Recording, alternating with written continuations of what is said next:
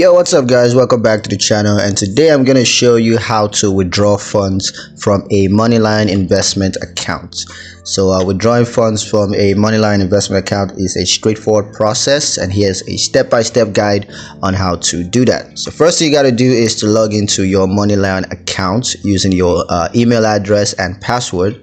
And once you're logged in, you want to navigate to the invest section by clicking on the invest tab. Next, you want to click on withdraw funds, and then you want to select the investment account that you want to withdraw funds from, and then you want to enter the withdrawal amount and confirm the transaction. Once that's done, just wait for Moneylion to execute the withdrawal. And yeah, that's pretty much it on how to withdraw funds from a Moneylion investment account.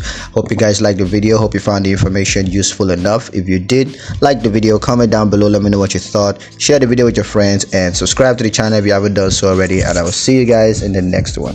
Peace.